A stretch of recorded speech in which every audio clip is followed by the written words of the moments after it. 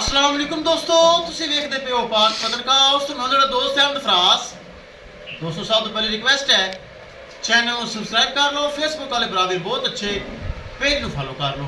किसी बराबर को अच्छी नस्ल की गाय चाहिए हो गावा माशा मौजूद हैं, अवेलेबल हैं, रब्ता करके परचेस कर सकता है। लोकेशन है डाबूगा हयात, तहसीलो जिला पाक पतन शरीफ। मोबाइल नंबर है साडा 0300 पूरा 8754 743। व्हाट्सएप नंबर भी यही है जी, लोकल नंबर भी यही है। पहले बच्ची 14 साल जर्सी लाइव वीडियो के लगाई, 3,90,000 रुपये डिमांड सी। प्यार मुहब्बत करके मोहम्मद निसार नंबरदार साहब लाहौर काना और भाई मोहम्मद इशफाक, अगर भाई मोहम्मद इशफाक साहब सुन रही है साडा सलाम। अगर निसार नंबरदार साहब काने लाहौर तो सानू सुन रही है साडा सलाम।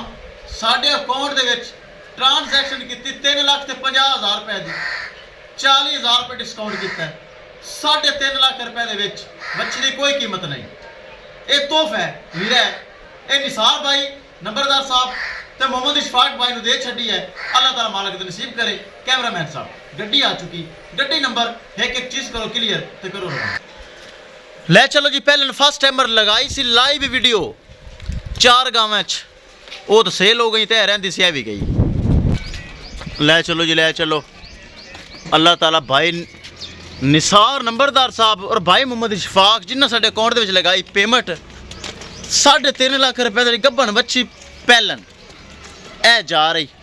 अल्लाह ताला बरामद नसीब करे। जेडे भरा वीर मेरे ते एतमाद भरोसा करके पेमेंटा भेजते हैं मौके ते कोई घट वाद एक अद्धा आंदा है, और जेड़ा आ जावे वो भी आके कहता यार इतने तो आने की जरूरत ही को नहीं हैगी सी, तो काम ही माश ले जिम्मे साढ़े घर रंगा है।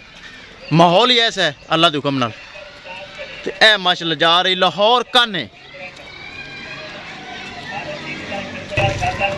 किसी मेरे भरा वीर नूं मजीद जानवर चाहिए होवे बाएतमाद भरोसे नाल और गारंटी नाल राबता करके परचेस कर सकता है। राबता नंबर 0300 पूरा 8754 743। व्हाट्सएप नंबर भी यही है जी, लोकल नंबर भी यही है। विखाइए गड्डी नंबर देख एक चीज़ करिए क्लियर कर दो जी रवाना। लो जी गड्डी आ चुकी जे, लो जी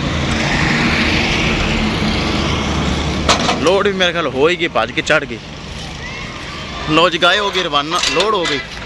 किसी मेरे बराबर में मजीद जानवर चाहिए तो रब्ता करके परचेस कर सकता है। इंशाल्लाह दोस्तों मिलेंगे एक नई वीडियो के नाल।